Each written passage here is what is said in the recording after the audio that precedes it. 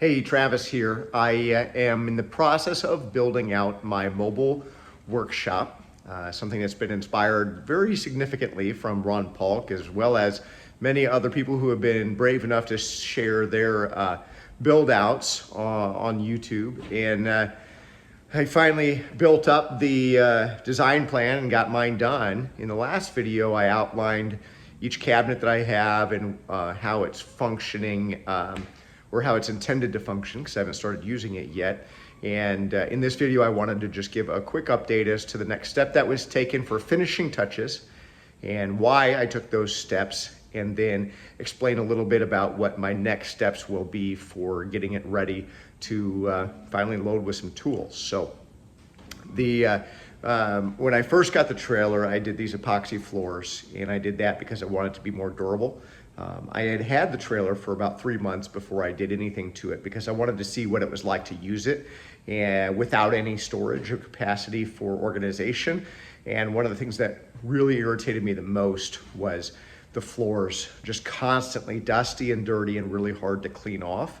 And if anything wet got on them, paired with sawdust or anything like that, it was just a nasty mess. And so the epoxy floors was one of the first things that I did when I started building out the trailer before I built any of the cabinets. The next step that I did for finishing after I built the cabinets was I sanded them, and I did some caulking around the edges, and I used a kind of like a decent grade cabinet style plywood, but not the highest quality stuff. Just what was available, because it's been hard to get plywood. And so it had a lot of holes in the edges, like these edges here.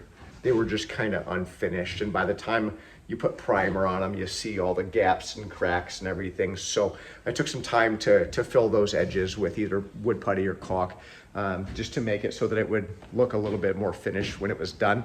And then primed it and painted it. This is a color that I got from the Woodsmith store. I can't remember the name of that paint company that they have, but the color is called Mysterious AF. It's really dark, deep blue, which I think looks really nice in woodworking spaces.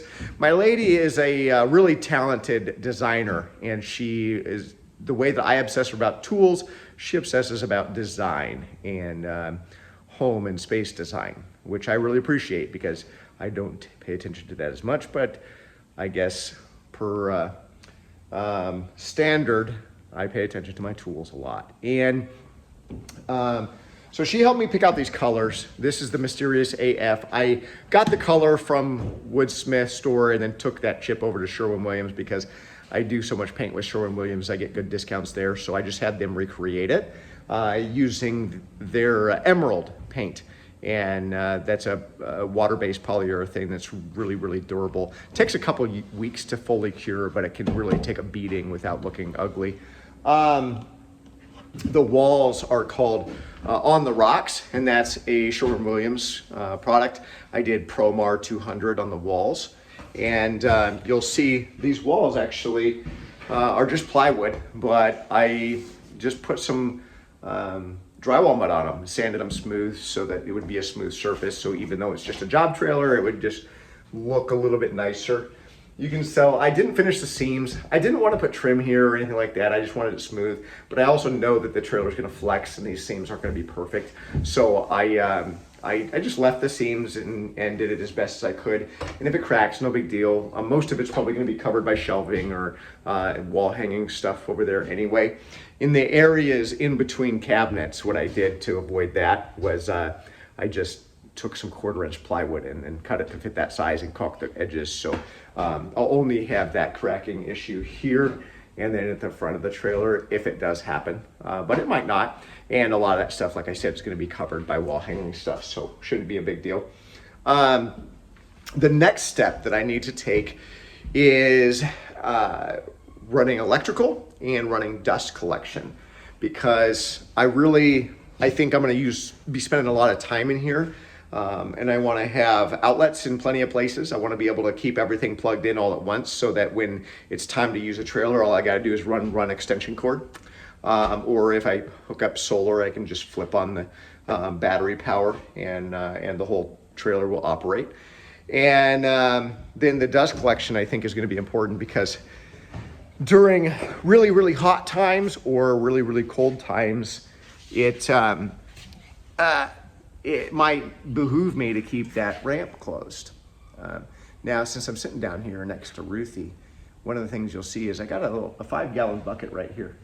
That 5-gallon bucket is holding my ramp up. The reason is because it's like a extra tall 5-gallon bucket, and it actually keeps my ramp completely level with the rest of the trailer.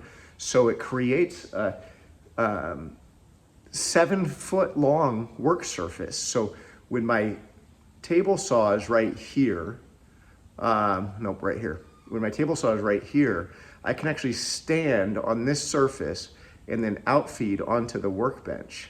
And it's just super, super simple and really, really nice. So it's like turning this 16-foot trailer into a 23-foot trailer, and on nice days, just keep it open and no problem. But on not nice days, I'm gonna close this and I'll still be able to work inside because I got a 16-foot workbench. That said, I want really good dust collection. So this is the dust collector that I got. Scared Ruthie. It says Penn Steel Industries heavy duty dust collector system. If you search portable dust collector in Amazon, you'll see it. It's hard to miss because it's the only one that's like bright red. I got this one specifically because it's small, it's compact. It's designed so you can hang it on the wall and have it shoot into a bag shooting down, or you can mount it on the floor and put the bag here and it sprays out this way. This is really cool because it's got the inlet on this side. It's a 4-inch inlet. So I can run a hose from here, slide this under where it's gonna live, right there. So the inlet hose can run right up here into the cabinets to my miter saw, and then I can put a Y adapter and run it right over here and put it through this cabinet all the way over to my table saw and my router. And then the outlet that catches all the dust will spray into a bag right here, and that bag is gonna be tucked right into this little cabinet. I built this cabinet specifically to catch this bag right here so that it doesn't stick out in the walkway. But anyway, the electrical and the dust collection are the next two items, and then hardware is after that. And so I've got some hinges and some latches, and then some wall hanging stuff, including this right here. This is an industrial style reel from Reelcraft that I got 2 of these that match, and I'll be able to put these on the wall. I'll be able to mount them on the wall so that I can put a 200-foot 3/8-inch air hose, and I can put a 200-foot extension cord, and then I'll be able to run them through a hole in the wall. So I can use the extension cord to plug the whole trailer in, and then a 200-foot air hose to run into almost any situation without having to take my air compressor out of the trailer. So anyway, those are the updates. Again, my name is Travis. Thanks for stopping by. If you have any ideas for improvements, or if you take any inspiration out of this, please share that in the comments. I hope you all have a good day.